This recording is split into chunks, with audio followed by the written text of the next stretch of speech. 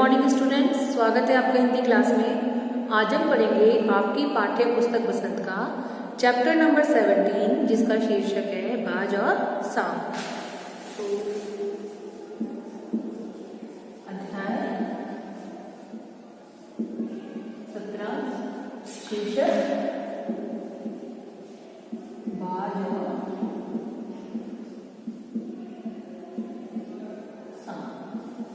ठीक है, तो शुरुआत करते हैं। समुद्र के किनारे ऊंचे पर्वत की अंधेरी गुफा में एक सांप रहता था। सांप कहाँ रहता था? समुद्र के किनारे एक ऊंचा पर्वत था, उसकी अंधेरी गुफा में। समुद्र की तूफानी लहरें धूप में चमकती, झिलमिलाती और दिन भर पर्वत की चट्टानों से टकराती रहती थी। पर्वत की अंधेरी घाटियों में एक नदी भी बहती थी। अपने रास्ते पर बिखरे पत्थरों को तोड़ती, शोर मचाती हुई यह नदी बड़े जोर से समुद्र की ओर लपकती जाती थी। जिस जगह पर नदी और समुद्र का मिलाप होता था, मतलब जहाँ पे नदी और समुद्र दोनों मिलते थे, वहाँ लहरें दूध के झाग सी सफेद दिखाई देती थी। मतलब जो लहरें थी उनका रंग कैसा होता था वहाँ पे? सफेद, दूध के झाग के समान। अपनी गुफा में बैठा हुआ सांप सब कुछ देखा करता। लहरों का गर्जन, आकाश में छिपती हुई पहाड़ियाँ, टेढ़ी मेढ़ी बल खाती हुई गुस्से नदी की गुस्से से भरी आवाजें। मतलब जो सांप था वो अपनी गुफा में बैठा हुआ सब कुछ देखता था। वह मन ही मन खुश होता था कि इस गर्जन तर्जन के होते हुए भी वह सुखी और सुरक्षित है। मतलब वो देखता था कि इतनी तेज आवाजें हो रही है जब समुद्र और नदी मिलते हैं, जो उनकी लहरें हैं उनकी इतनी तेज आवाजें हैं, नदी जो है वो गुस्से से बल खाती हुई चलती है। इन सब के बाद भी वो इस बात से खुश था कि वो इन सब के बीच भी क्या है? सुखी है। उसे कोई दुख नहीं दे सकता। सबसे अलग, सबसे दूर वह अपनी गुफा का स्वामी है। मतलब उस गुफा में कोई और नहीं है, वही उसका स्वामी है। न किसी से लेना, न किसी से देना। दुनिया की भाग दौड़, छीना झपटी से वह दूर है। सांप के लिए सबसे बड़ा सुख था। सांप के लिए सबसे बड़ा सुख क्या था? कि उसे किसी से कोई लेना देना नहीं है, कोई उसे दुख दे नहीं सकता, कोई उसका कुछ बिगाड़ नहीं सकता। अपनी गुफा का वो खुद मालिक है, उसे किसी से कोई लेना देना नहीं है और वो वहाँ पर खुश है। एक दिन एकाएक आकाश में उड़ता हुआ खून से लथपथ एक बाज सांप की उस गुफा में आ गिरा। एकाएक मतलब अचानक। कि एक दिन क्या हुआ, आकाश से उड़ता हुआ एक बाज, मतलब वो घायल था, खून से लथपथ था, मतलब सना हुआ था। लथपथ मतलब सना हुआ, खून से सना हुआ था। और वो कहाँ गिरा? सांप की गुफा में। उसकी छाती पर कितने ही जख्मों के निशान थे। उसकी जो छाती थी उस पर बहुत ज्यादा घाव थे। जख्म मतलब घाव। पंख खून से सने थे और वह अधमरा सा जोर जोर से हाँफ रहा था। अधमरा मतलब ना जिंदा था ना मरा हुआ था, वो घायल था और वो दर्द से हाँफ रहा था। जमीन पर गिरते ही उसने दर्द भरी चीख मारी और पंखों को फड़फड़ाता हुआ धरती पर लौटने लगा।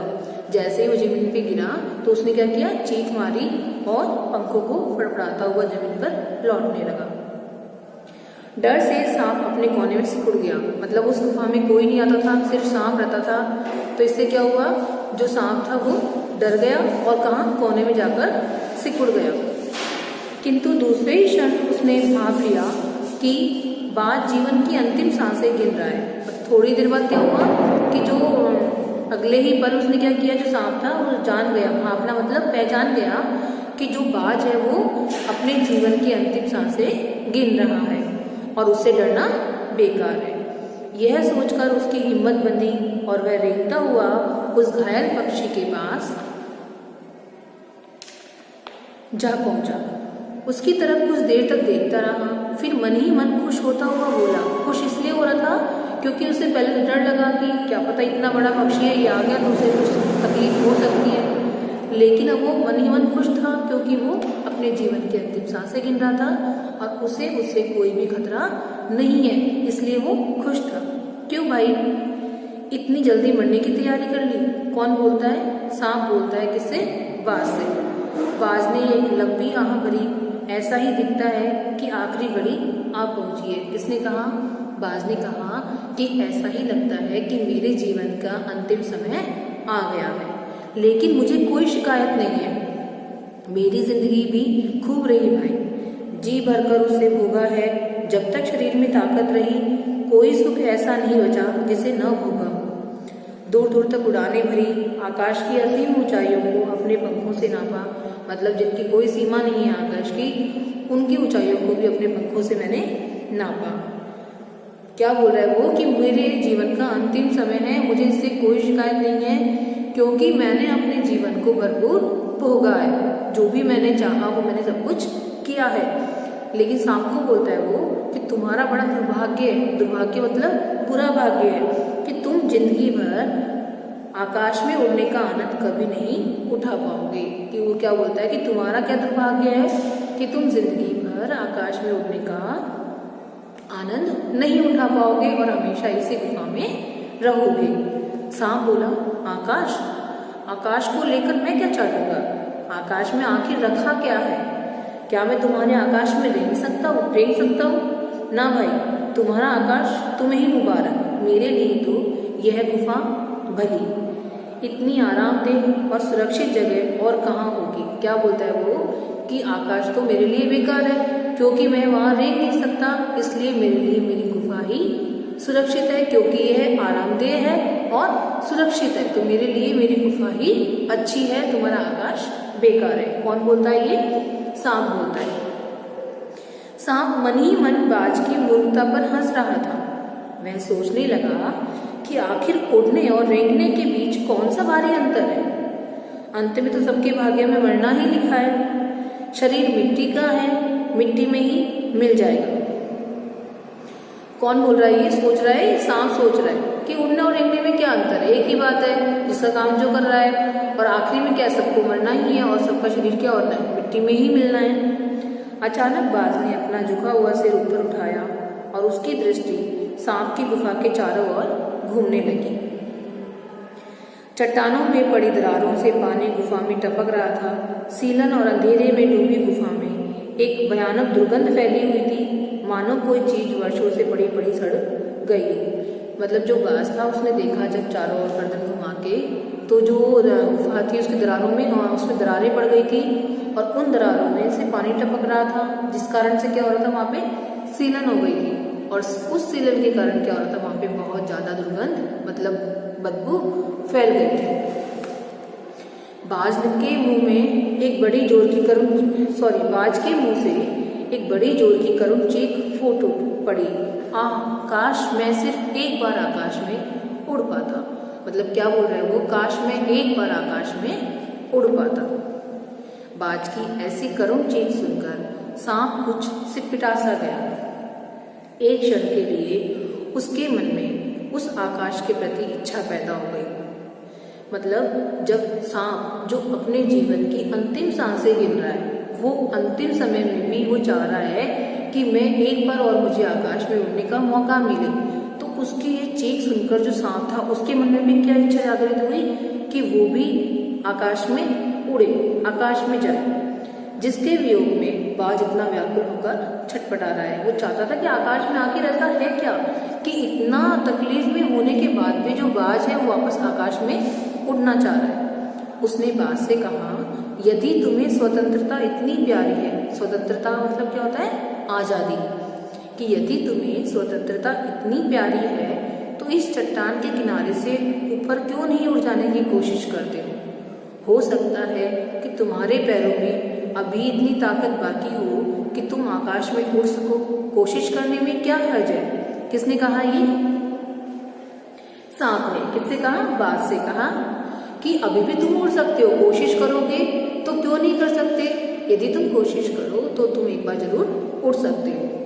बाज में एक नई आशा जाग उठी। जब कोई किसी को मोटिवेट करता है तो क्या होता है ना, अंदर से उम्मीद जागती है। तो इसी प्रकार जो बाज था उसके मन में भी एक उम्मीद जागी। वह दुगने उत्साह से वो अपने घायल शरीर को घसीटता हुआ चट्टान के किनारे तक खींच लाया। मतलब अपने शरीर को चट्टान के किनारे तक ले आया। खुले आकाश को देखकर उसकी आंखें चमक उठी। मतलब उसकी आंखों में एक नई रोशनी जाग गई। उसने गहरी लंबी सांस ली और अपने पंख फैलाकर हवा में कूद पड़ा। किंतु उसके टूटे पंखों में इतनी शक्ति नहीं थी कि वह उसके शरीर का बोझ संभाल सके। पत्थर सा उसका शरीर लुढ़कता हुआ नदी में जा गिरा। एक लहर ने उठकर उसके पंखों पर जमे खून को धो दिया, उसके थके मांदे शरीर को सफेद फेन से ढक दिया। जब लहरें उठती है तो उनमें झाग होता है ना, उससे बोलते हैं फेन, तो उससे उसके शरीर को ढक दिया। फिर अपनी गोद में समेटकर उसे अपने साथ सागर की ओर ले गई। कौन ले गई? लहरें। लहरें चट्टानों पर सिर धुलने लगी, मानो बाज की मृत्यु पर आंसू बहा रही हो। मतलब जब जाके वो जो लहरें थी बार बार पत्थरों से टकरा रही थी, तो ऐसे लग रहा था कि वो सांप के मृत्यु का शोक मना रही हो और उसके लिए आंसू बहा रही हो। धीरे धीरे समुद्र के असीम विस्तार में बाज आंखों से ओझल हो गया। तो जो समुद्र का विस्तार था, मतलब बहुत दूर तक फैला हुआ था, धीरे धीरे क्या हुआ, जो बाज था वो समुद्र में गायब हो गया, उसमें ओझल हो गया। चट्टान की खोखल में बैठा हुआ सांप बड़ी देर तक बाज की मृत्यु और आकाश के लिए उसके प्रेम के विषय में सोचता रहा।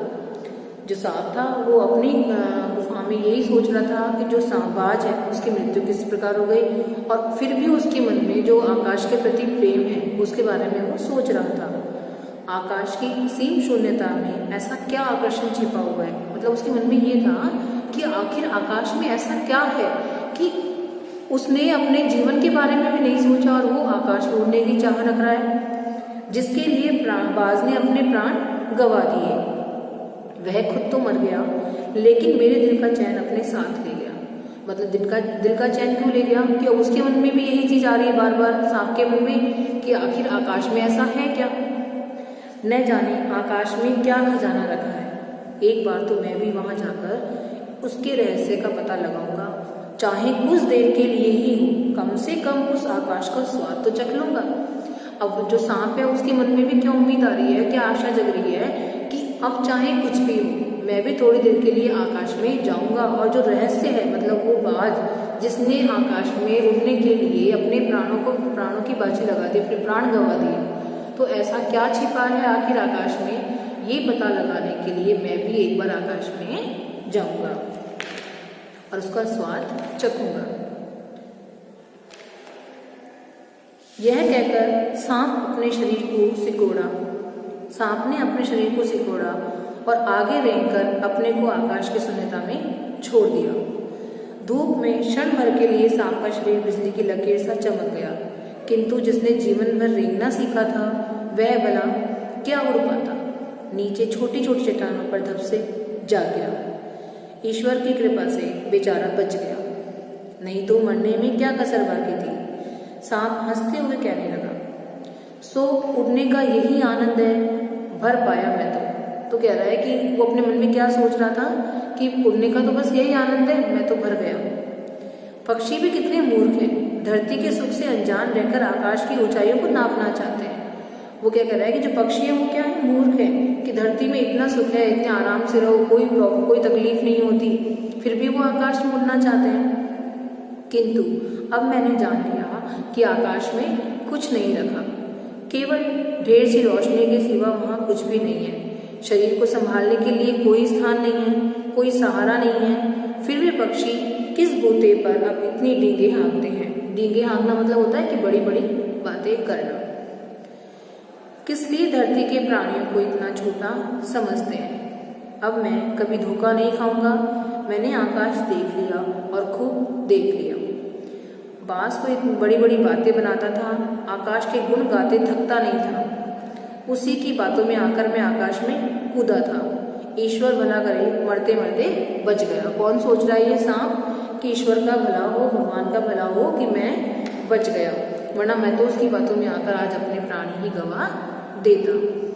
अब तो मेरी यह बात और भी पक्की हो गई कि अपनी खोखल से बड़ा सुख और कहीं नहीं है। मतलब उसके मन में ये उम्मीद हो गई कि जो उसकी गुफा है उससे बड़ा सुख और कहीं भी नहीं है। धरती पर रेंग लेता हूँ, मेरे लिए यह बहुत कुछ है। मुझे आकाश की स्वच्छंदता से क्या लेना देना। न वहाँ छत है, न दीवारें हैं, न रेंगने के लिए जमीन है। मेरा तो सिर चकराने लगता है, दिल कांप जाता है। अपने प्राणों को खतरे में डालना कहाँ की चतुराई है। मतलब क्या कह रहा है कि मेरा तो दिल कांपता है, क्योंकि वहाँ पे ना तो रहने के लिए ज़मीन है ना छत है, तो ये सब देखकर मेरा दिल बहुत ज़्यादा घबराता है। और सबसे बड़ी मूर्खता है कि अपने प्राणों को जानबूझकर खतरे में डालना। सांप सोचने लगा कि बाज अभागा था, जिसने आकाश की आज़ादी को प्राप्त करने में अपने प्राणों की बाजी लगा दी। किंतु कुछ देर बाद सांप के आश्चर्य का ठिकाना नहीं रहा। उसने सुना चट्टानों के नीचे से एक मधुर रहस्यमय गीत की आवाज उठ रही है। पहले उसे अपने कानों पर विश्वास नहीं हुआ, किंतु कुछ देर बाद गीत के स्वर अधिक साफ सुनाई देने लगे। वह अपनी गुफा से बाहर आया और चट्टान से नीचे झांकने लगा। जब उसने देखा कि चट्टान के नीचे से मधुर और रहस्यमय आवाज आ रही है, तो उसे देखने के लिए चट्टान के नीचे झांकने लगा। सूरज की सुनहरी किरणों में समुद्र का नीला जल झिलमिला रहा था। चट्टानों को भिगोती हुई समुद्र की लहरों में गीत के स्वर फूट रहे थे। लहरों का यह गीत दूर दूर तक गूंज रहा था। सांप ने सुना लहरें मधुर स्वर में गा रही हैं। हमारा यह गीत उन साहसी लोगों के लिए है जो अपने प्राणों को हथेली पर रखे हुए घूमते हैं। मतलब सांप ने क्या आवाज सुनी कि जो लहरें हैं वो मधुर गीत गा रही हैं। किन लोगों के लिए? उन साहसी लोगों के लिए जो अपने प्राणों की बाजी लगा देते हैं। और वो साहसी लोगों के लिए कौन है? मतलब इसमें किसके लिए आया है? ये बाज के लिए। चतुर वही है जो प्राणों की बाजी लगाकर जिंदगी के हर खतरे का बहादुरी से सामना करे। मतलब जीवन में कोई भी परेशानी हो, कोई भी खतरा हो, उसका सामना वो बहादुरी के साथ करे। तो ऐसे लोगों के लिए वो जो लहरें हैं वो गाना गा रही थी। ओ निडर बाज, शत्रुओं से लड़ते हुए तुमने अपना कीमती रक्त बहाया है, पर वह समय दूर नहीं जब तुम्हारे खून की एक एक बूंद जिंदगी के अंधेरे में प्रकाश फैलाएगी और साहसी बहादुर दिलों में स्वतंत्रता और प्रकाश के लिए प्रेम पैदा करेगी। मतलब जो वो थी लहरें, वो क्या कह रही हैं बाज के लिए कि बाज तुम बहुत धन्य हो कि तुमने शत्रुओं से लड़ते हुए अपने प्राणों को गवाया, अपने प्राणों की बाजी लगा दी और अपना जो कीमती रक्त है वो बहाया है। लेकिन वो समय दूर नहीं है कि जब तुम्हारे जीवन की कीमत अदा होगी, कि तुम्हारे कारण लोगों के जो साहसी लोग हैं, जो बहादुर लोग हैं, उनके मन में भी एक उम्मीद जागेगी और प्रकाश के लिए प्रेम पैदा करेगी। मतलब उनके मन में भी एक उम्मीद जागेगी, वो भी अपने जीवन में हर खतरे का सामना डटकर कर सकेंगे। तुमने अपना जीवन बलिदान कर दिया, किंतु फिर भी तुम अमर हो। जब कभी साहस और वीरता के गीत गाए जाएंगे, तुम्हारा नाम बड़े गर्व और श्रद्धा से लिया जाएगा। तो उन्होंने क्या कहा बाज के लिए कि तुम क्या हो, मरकर भी जिंदा हो। मतलब तुम अमर रहोगे। जब कभी भी साहस और वीरता के गीत गाए जाएंगे तो उसमें तुम्हारा नाम भी लिया जाएगा। किसका? बाज का। हमारा गीत जिंदगी के उन दीवानों के लिए है जो मरकर भी मृत्यु से नहीं डरते। तो जो लहरों का गीत था वो किसके लिए था? उन लोगों के लिए जो कि बहादुर हैं, वीर हैं, साहसी हैं, अपने जीवन में आए हर खतरे का सामना वो डटकर करते हैं। मतलब अपने जीवन में आए खतरों का वो मुकाबला करते हैं और उनके लिए अपने प्राणों की बाजी भी लगा देते हैं। तो जो हमेशा अमर रहते हैं उन लोगों के लिए उन्होंने ये गीत गाया कि अब जब भी हम गीत गाएंगे, जो भी साहसी लोग हैं, वीर लोग हैं, अमर लोग हैं, उनके लिए जब भी हम गीत गाएंगे तो उनमें तुम्हारा नाम भी लिया जाएगा। तो जो बाज है, देखो इसमें सांप और बाज दोनों के बारे में बताया। तो सांप जो है वो तो जीवन भर एक जगह, मतलब एक गुफा में अपने आप को उसने बंद करके रखा, उसको मतलब किसी और से कोई मतलब ही नहीं था। लेकिन जो सांप, वो बाज था, उसने अपना जीवन पूरी अच्छी तरह से भोगा, अपने जीवन की सारी जो भी उसकी इच्छाएं थी वो उसने पूरी की और अंत में भी उसकी जो इच्छा थी उड़ान भरने की, उसको करने के लिए उसने अपने प्राणों की बाजी लगा दी। तो इसी साहस और वीरता के लिए जो बाज है उसका नाम हमेशा क्या रहेगा? अमर रहेगा। तो इस कहानी में हमने ये पढ़ा। अब जो इसमें कठिन शब्द है उन्हें देखते हैं हम एक बार। पहला है शिखर। शिखर का क्या होगा? पहाड़ की चोटी। दूसरा है सरिता। सरिता का अर्थ क्या है? नदी। तीसरा है सिर पिटाना।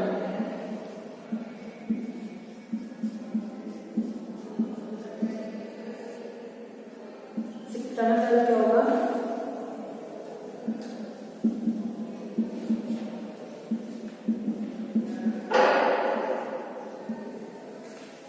भय या घबराहट से सहम जाना। ठीक है, पिटाना का अर्थ क्या होगा? कि डर के कारण सहम जाना। उसके बाद है असील। असील का अर्थ होगा जिसकी कोई सीमा, जिसकी कोई सीमा ना हो, अर्थात अपार भी हो सकता है और जिसकी कोई सीमा ना हो। फिर है खोखल।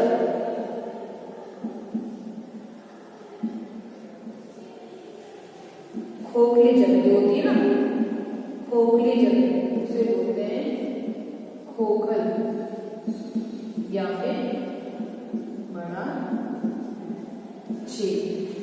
इसके बाद है कुछ जो उसमें आए इच्छा। इच्छा का अर्थ क्या है? कामना या फिर चाह। और देखें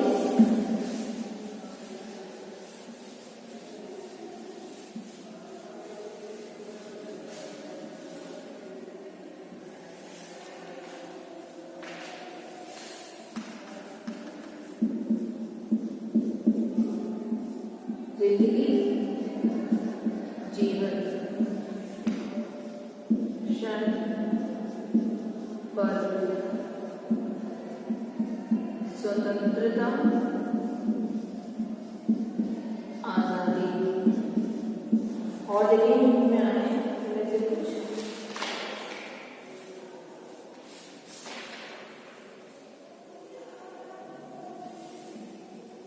व्याकुल, बेचैन,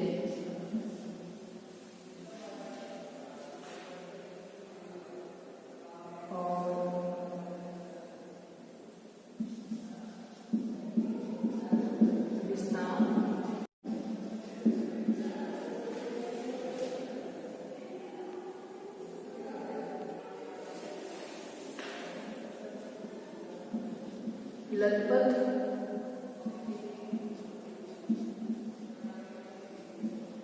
सलाम, अंतिम,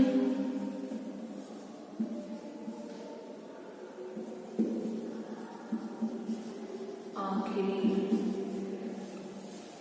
ठीक है, और एकाएक,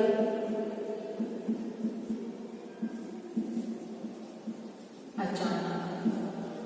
तो ऐसे कुछ शब्द हैं जो हमारी बुक में आए हैं, तो उन्हें आप देखें, उनका अर्थ लिखें। तो आई होप आप सबको समझ में आया होगा।